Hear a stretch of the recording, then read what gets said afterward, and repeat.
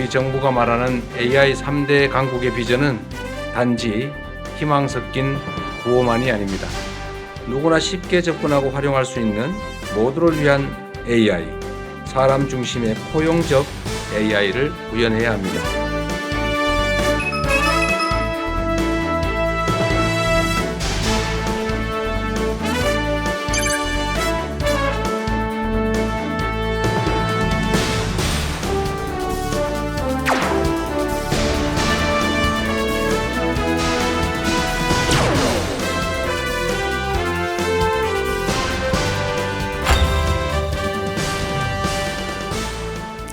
AI가 경제와 안보의 핵심 자산으로 떠오르면서 전 세계가 AI라는 키워드에 주목하고 있습니다.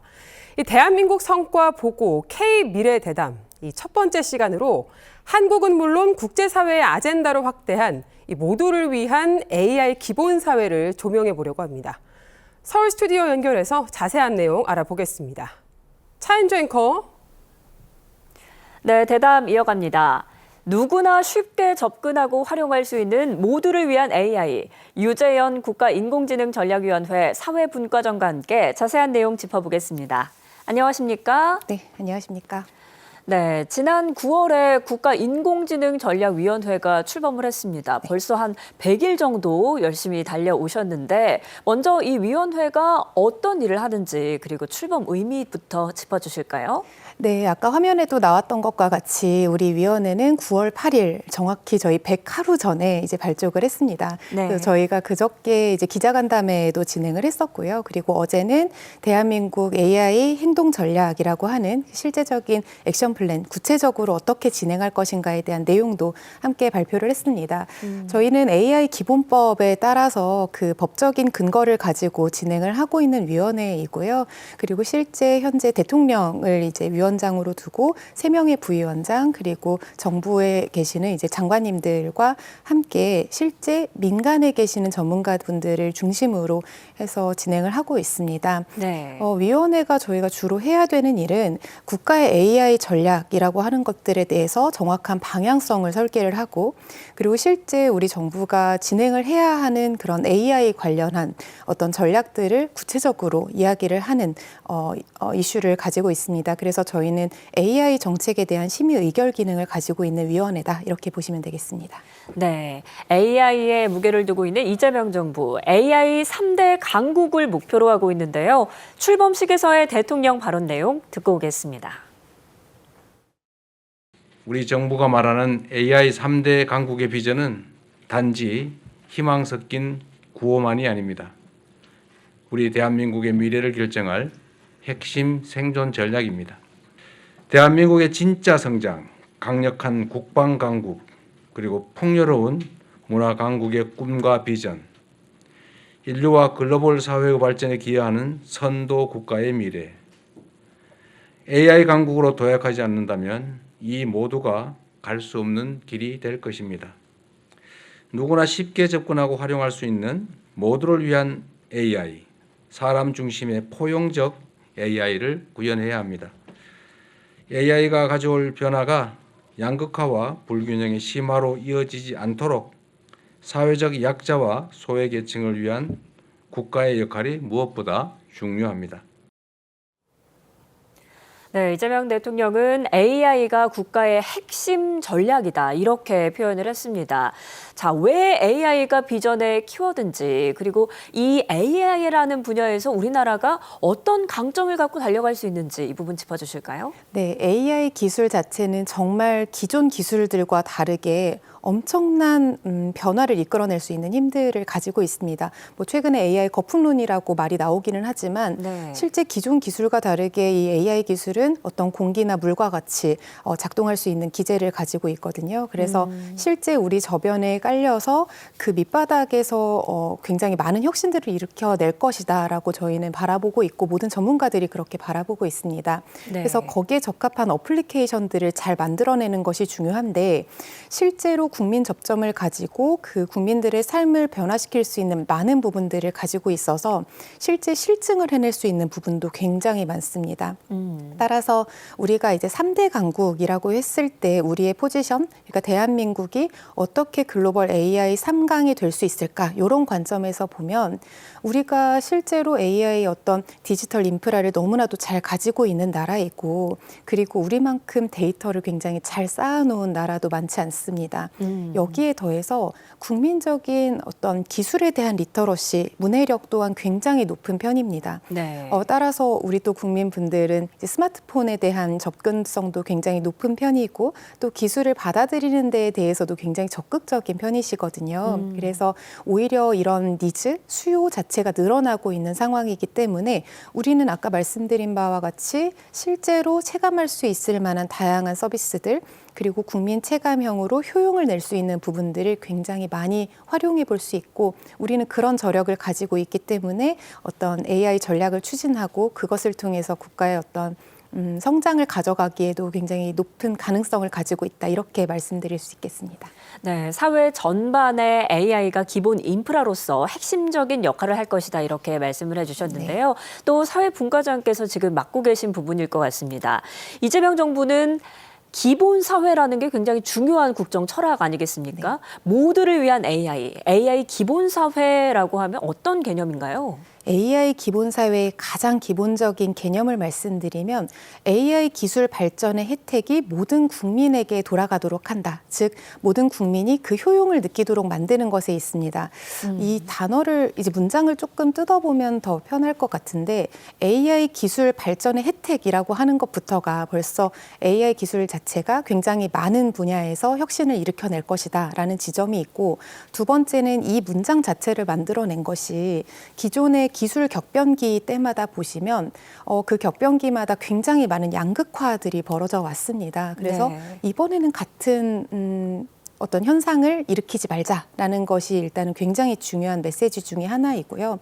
그 기술 발전의 그 결과물이라고 할 수 있는 것들이 실제 많은 분들에게 효용으로 돌아가고 환원될 수 있도록 만드는 구조를 만드는 것이 굉장히 중요합니다. 그리고 여기에서 모든 사람에게라는 게 또 중요한데, 여기서 말하는 모든 사람이 결국 접근성의 이슈를 푸는 거거든요. 네. 사실 기술이라는 것이 우리가 접근을 막상 내가 이걸 써보려고 하면 굉장히 어려운 지점들이 한두 가지가 아닐 겁니다. 저희는 그런 부분들을 정말 그 수요자, 사용자의 입장에서 보고 어떤 부분, 예를 들어 감정적인 부분에서 어떤 보안에 대한 이슈가 있다면 그 보안의 문제를 풀면 되는 거고요. 네. 자본적인 접근성이 있다면 그 자본적인 접근성을 조금이라도 낮출 수 있는 부분들을 찾아봐야 할 거고, 기술 자체에서 만약에 장애인분들이나 어르신분들이 어려움을 느끼고 있다면 그걸 유니버설 디자인, 저희 이제 업계 그 학계 용어이기도 한데, 실제로 누구든지 사용을 하는 데 있어서 어려움이 없게 만드는 그런 디자인들을 적극적으로 독려하는 것 또한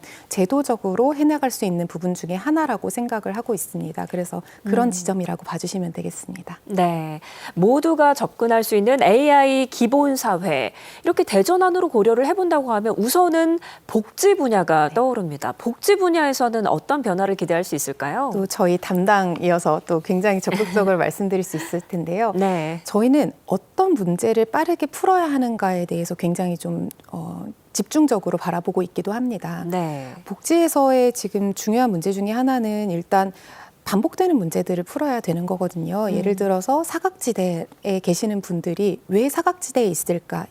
이전부터 좀 시작을 해야 합니다. 사각지대에 계시는 분들은 사실 어떤 우리가 굉장히 많은 정책적인 부분들을 시행하고 있음에도 이걸 신청해야 하기 때문에 상대적으로 소외되는 경우가 굉장히 많거든요. 맞습니다. 그렇다면 신청을 안 하셔도 되게 만드는 게 맞지 않나.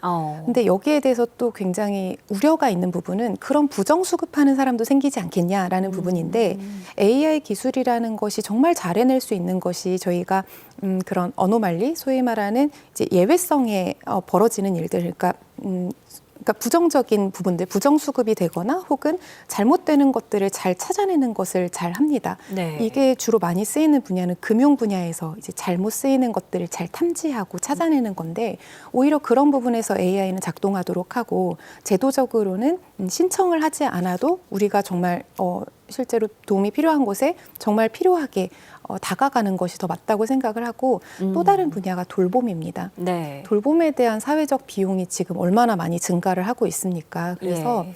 이 부분은 실제로 AI가 정말 잘 작동할 수 있는 부분이 맞거든요. 네. 그래서 이 부분을 잘 풀어나갈 수 있도록 R&D로도 독려를 하고 여러 가지 지원책을 마련하는 것을 실제 저희 액션 플랜 행동 전략에 담고 있습니다. 네, AI로 오히려 사각지대를 탐지를 하고 또 따뜻하게 돌보는 그런 사회를 구현한다라는 말씀이신데, 그런데 아까 양극화를 말씀하셨지만 이런 부분 디지털 사용에 익숙지 않은 어르신들이라든지 아니면은 지역별로도 인프라 확충의 시간이 또 다를 것이고요. 이런 부분들은 어떻게 해결을 해 나갈 예정이신가요?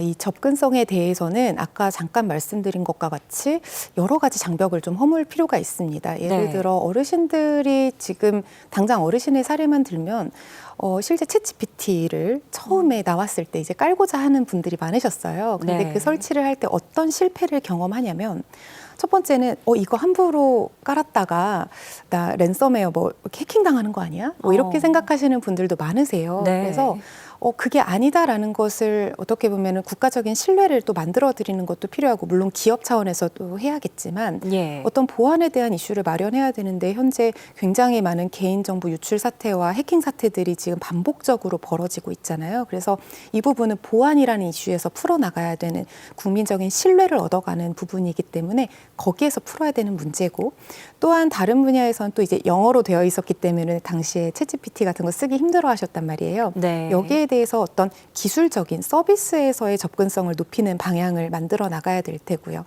그래서 이런 또한 이제 뭔가 이렇게 입력을 해야 되고 화면도 작고 이런 것들이 아까 잠깐 말씀드렸던 유니버설 디자인의 차원입니다. 어떻게 보면 어떻게 하면 조금 더 사용성을 높일 수 있을지 더 쉽게 장애인분들, 노인분들, 심지어 아이들도 더 잘 활용하고 이 서비스를 혜택으로부터 벗어나지 않게 만드는 것들이 선제되어야 합니다. 그래서 이런 부분들은 산업계와 밀접하게 같이 이야기를 나눠야 하는 부분이기도 합니다. 그래서 이런 방향들을 가지고 디지털 격차, 접근성이라고 하는 것들을 최대한 접근성을 높이고 격차는 줄이는 방향으로 가야 될 것 같습니다.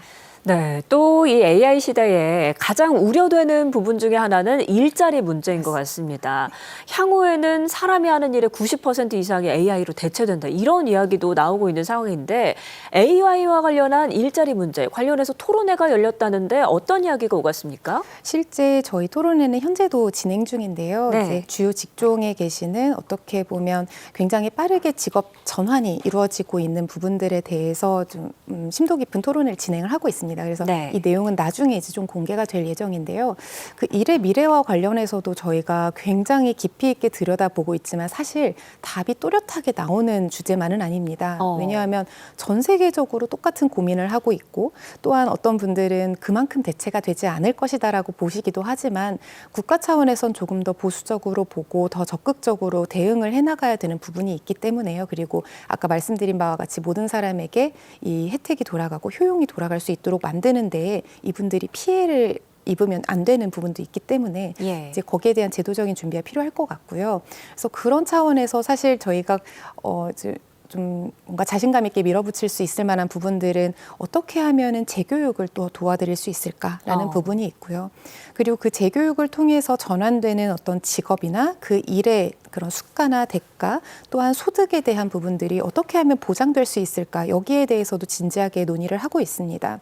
더불어 이제 실업이 이루어지는 경우, 그래서 AI에 의해 대체가 돼서 실제 일자리를 잃게 되는 경우에 대해서는 분명히 어떤 실업급여나 실업보험과 같은 연금이나 이런 차원의 생존을 가능하게 하는 장치들이 필요할 텐데 네. 이 과정에서 이게 내가 AI에 의해서 대체된 사람인지 아닌지를 바라보는 게 굉장히 또 이걸 증명해내는 것을 실제 그 노동자에게 그 부담을 지우면 안 되는 거거든요. 네. 그래서 그런 차원에서의 제도적인 정비랄지 어떤 대안들을 만들어 나가는 것도 함께 해나가고 있습니다. 네. 또 또 이렇게 모두가 누리는 AI 기본 사회를 만들기 위해서는 무엇보다 인재 양성이 중요하지 않을까 싶습니다. 이 AI는 첫 번째도 인재, 두 번째도 인재, 세 번째도 인재다라고 하는데 관련해서 정부가 대책을 내놨다고요. 네, 그 인재에 대해서는 정말 다양한 레이어, 그러니까 다양한 차원에서의 인재들을 바라볼 수 있을 텐데요. 예. 우리가 고급 인재를 아무래도 많이 생각을 하게 되고, 그리고 실제 이쪽 분야, 이공계에서의 인재 유출이 심각하다라고 이야기를 하고 있어서 예. 이분들이 우리나라 안에서 어떤 이 생태계 안에서 더 기여할 수 있고 더 높은 효용을 얻을 수 있을 만한 제도적인 장치들을 현재 계속 마련해 나가고 있고, 관련해서 저희 행동전략 어제 저희 공개가 되었는데요. 여기에도 여러 차원에서 이제 명시가 되고 있습니다. 또 다른 차원에서는 사실 이 AI 시대라는 것이 꼭 AI 기술만을 해야 되는 것은 아니거든요. 그래서 네. 여러 도메인, 여러 분야에서 AI를 잘 활용해서 실제로 효용을 걷어낼 수 있게 하기 위해서는 그 각 분야에 대한 전문가들도 똑같이 늘어나야 합니다. 다만 AI가 어떤 식으로 우리에게 작동하고 이게 어떻게 시너지를 낼 수 있는지에 대한 이해가 있으면 더욱 좋을 것 같고요. 그런 디지털적 상상력, AI적인 상상력을 부여하기 위해서는 기초교육에서부터 AI에 대한 충분한 이해도가 있어야 합니다.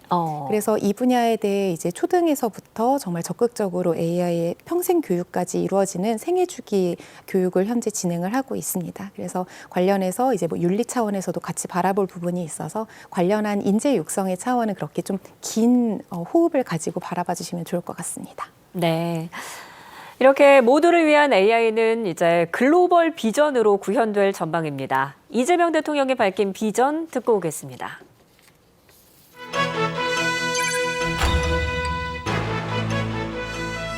우리가 AI라는 도구를 어떻게 다룰 것인지에 따라서 우리 앞에는 전혀 다른 미래가 펼쳐지게 됩니다. 대한민국은 글로벌 책임 강국으로서 AI가 인류의 지속 가능한 미래를 만드는 훌륭한 도구가 될 수 있도록 국제사회와의 협력을 주도하는 길에 앞장설 것입니다.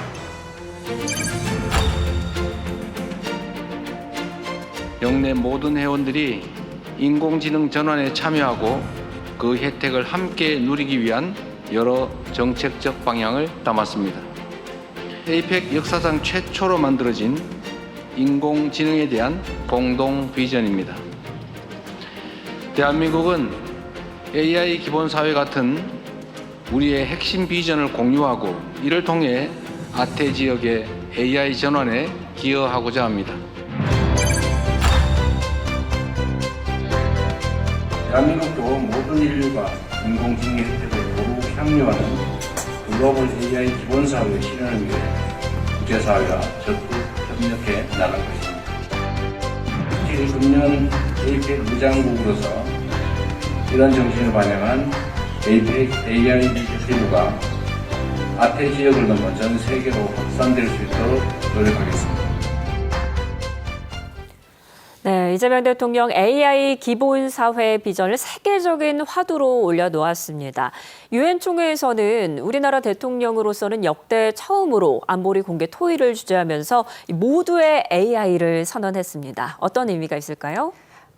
아까 말씀드린 바와 같이 AI 기본사회의 틀 안에서 모두가 AI의 혜택을 누려야 된다, 향유해야 된다라는 그런 기본적인 개념을 가지고 있다고 봐주시면 되겠습니다. 네. 이 모두의 AI를 이렇게 이야기를 하게 된 부분에는 분명히 우리가 글로벌 아젠다를 가져가겠다라는 의지를 보인 거라고 보시면 되겠고요.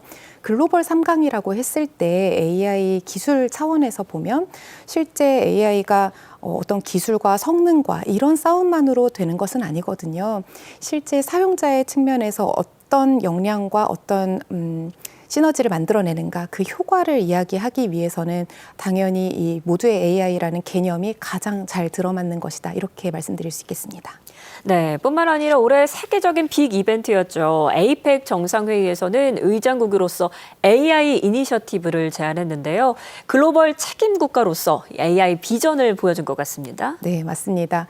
AI 이니셔티브에서 이야기하고자 한 바는 사실 AI 기술이라는 것이 꼭 우리나라의 어떤 내부에서만 벌어지는 일이다, 이렇게 바라보지는 않고요. 네. 실제 우리가 지금 풀고자 하는 굉장히 많은 문제, 아까 나왔던 복지나 아니면 뭐 고용의 문제, 교육의 문제뿐만 아니라 AI 윤리의 문제 등등 정말 많은 이슈들이 굉장히 치밀하게 잘 쌓여 있습니다.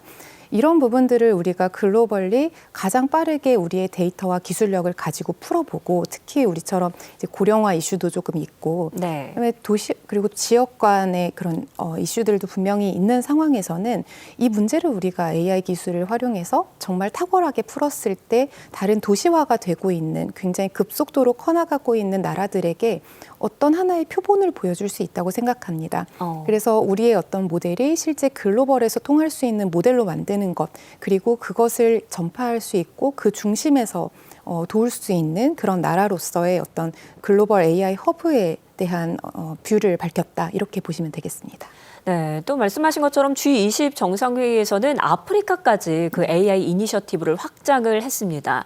우리나라가 어떤 기여 그리고 어떤 협력을 할 수 있을까요? 우리나라가 국제 협력을 하고 있는 분야가 뭐 ODA를 비롯해서 정말 많이 잘 형성이 되어 있습니다. 예. 뿐만 아니라 이제 우리가 또 K-팝, K-뷰티, K-푸드 할 것 없이 K가 붙어 있는 정말 많은, 어떻게 보면 강력한, 우리가 또 강국이기도 하잖아요. 네. 이런 역량들과 마찬가지로 우리도 이런 AI의 역량 자체를 K-AI 이니셔티브로 지금 녹여내고 있는 것이고, 특히 이제 해외 다른 이제 개발도상국을 비롯한 다른 나라에 있는 공관들을 적극적으로 활용을 해서 이분들이 실제 우리의 굉장히 중요한 해외 접점이기도 합니다. 그래서 예. 그 접점에 계시는 분들과 함께 이 협력을 도모해서 우리가 함께 작전을 짜서 잘 우리의 AI 역량을 잘 한번 확보해보자, 확장해보자라는 그런 비전을 가지고 있습니다. 네. 또 마지막으로 AI가 가져올 장기적인 변화도 궁금합니다. 앞으로 이 AI가 어떤 구조적인 변화를 가져올지, 그리고 위원회에서는 여기에 대해서 어떻게 대비하고 또 어떤 계획을 갖고 계신지 여쭤보고 싶습니다. 말씀드린 것처럼 물과 공기처럼 AI는 정말 모든 저변에 깔리게 될 겁니다. 그래서 많은 분들이 정말 체감하지 못한 상태에서도 AI를 느낄 수 있을 정도로 굉장히 많은 부분에서의 어떤 은은한 변화들을 가지고 올 거라고 생각하는데요. 네. 그 디테일 하나하나에 굉장히 초점을 맞춰서 우리가 여기에서 차별받거나 혹은 또 양극화가 벌어지거나 격차가 벌어지거나 하는 일이 발생하지 않도록 만드는 것이 또 국가적으로 제도적으로 해나가야 할 일이라고 생각합니다. 위원회는 앞으로 이 정책 부서들, 그리고 실제 이 정책을 진행하고 있는 많은 플레이어들과 함께 정말 전략적으로 하나하나 같이 이야기를 나누면서 이 우리의 초심을 계속해서 이어갈 수 있도록 그 방향성을 잘 잡아가는 역할을 지속할 예정입니다. 네, 많이 애써주십시오. 감사합니다. 지금까지 국가인공지능전략위원회 유재현 사회분과장과 이야기 나눴습니다. 오늘 말씀 고맙습니다. 고맙습니다.